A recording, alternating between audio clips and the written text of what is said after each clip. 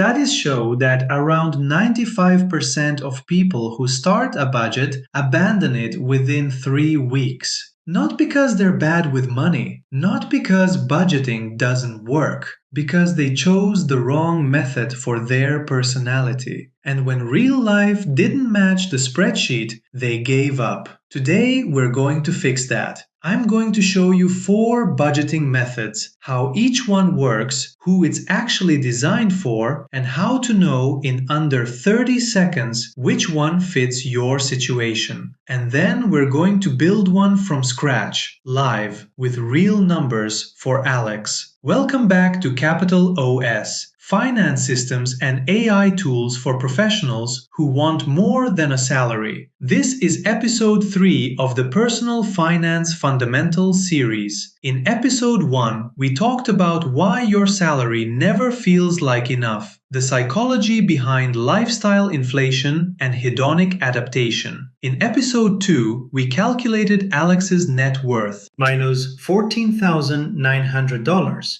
And identified that his credit card at 22% APR is the most expensive problem he has right now.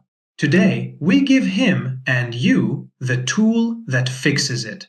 A budget isn't a punishment, it's a plan. And the right plan for the right person, executed consistently, is what turns a minus $14,900 into a positive number. Let's build it. Before we look at the methods, let's understand why most budgets fail. The conventional wisdom says budgets fail because of discipline. People are too weak, too impulsive, too disorganized. That's wrong. Budgets fail because of mismatch. When your budgeting method doesn't fit how you naturally think about and spend money, you will abandon it every time, without exception.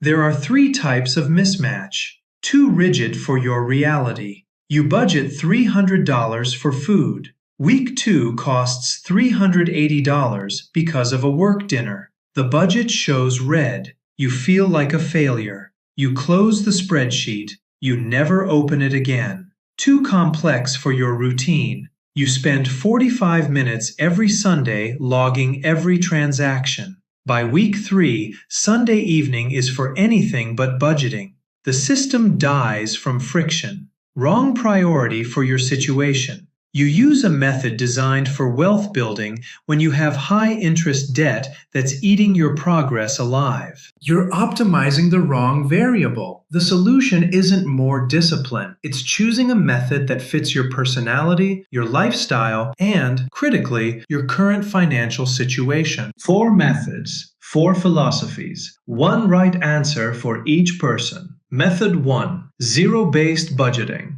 Every dollar you earn gets a specific job. Income minus all allocations equals 0. Not 0 in your account, 0 unallocated dollars. You decide in advance, this dollar goes to rent, this dollar goes to food, this dollar goes to the credit card. Every dollar, every month. Effort, high. Precision, maximum. Best for people with high-interest debt, those who want complete control, detail-oriented personalities. Method 2. Pay yourself first. On payday, the first transaction is to savings and investments. You decide in advance how much, let's say $400. That money is gone before you see it. The rest of your income is yours to spend freely. No categories, no tracking, no friction. The saving is automatic. The spending takes care of itself. Effort, minimal. Control, low. Best for self-disciplined spenders without major debt. People who tend to overthink systems and give up.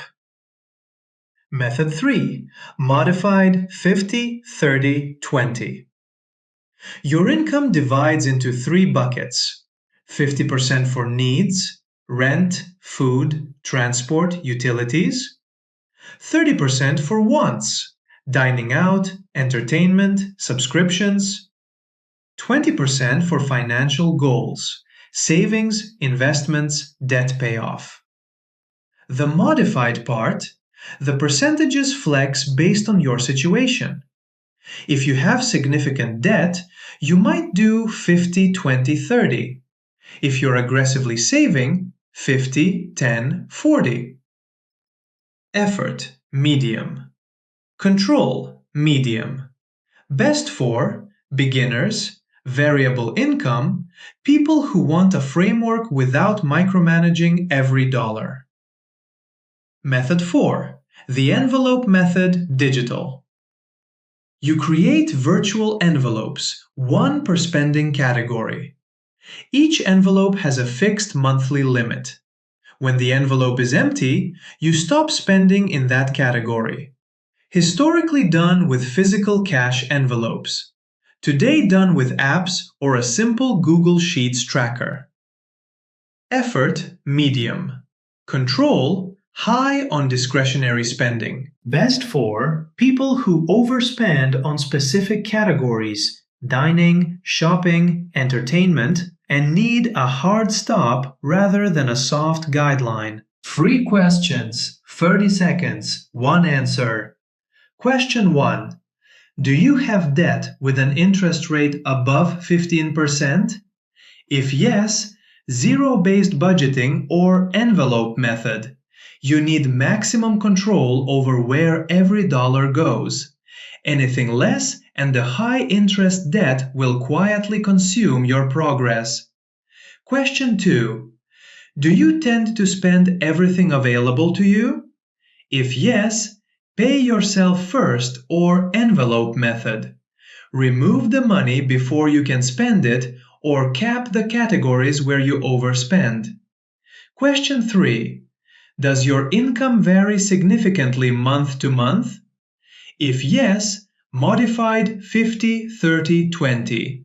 Proportional allocation adjusts automatically when income changes. Fixed amounts like ZBB become difficult when income fluctuates. Alex's answers: yes, yes, no. High interest debt at 22%. Tendency to spend what's available. Stable monthly salary. Alex's method: zero-based budgeting. Let's build Alex's zero-based budget from scratch. Monthly take-home $3,800. Every dollar gets a job. First, the non-negotiables. Rent $1,100. Transport $220. Utilities $120. Subscriptions: Netflix, Spotify $45. These are fixed. No decisions to make here. Running total allocated $1,485. Food $400. Note, in episode 3 of our AI Tools series, Alex identified that Starbucks was costing him $35.50 per week, over $140 per month. He's cut that habit. Food drops from $450 to $400. Allocated $1,885. Entertainment and clothing $300 combined, reduced from $330 in his previous spending pattern. This is deliberate, not punishment, just prioritization. Allocated $2,185. Now the important part, the financial goals. Emergency fund contribution $100. We'll explain exactly why in episode 4 of this series. Allocated $2,285. ETF investments $400. The target we established with the AI tracking system. Allocated $2,685. Credit card, extra payment $200. This is beyond the minimum payment. Alex has $3,400 on his credit card at 22% APR. Adding $200 per month over the minimum eliminates that card in approximately 14 months. That's $748 per year in interest. Gone. Allocated $2,885. Buffer, miscellaneous, unexpected small expenses. Total allocated $3,800. Unallocated $0. Every dollar has a job. This is Alex's zero-based budget. Not a wish list, a plan. with $3,800 going in and $3,800 going out to specific destinations. The credit card is gone in 14 months. The investments are growing.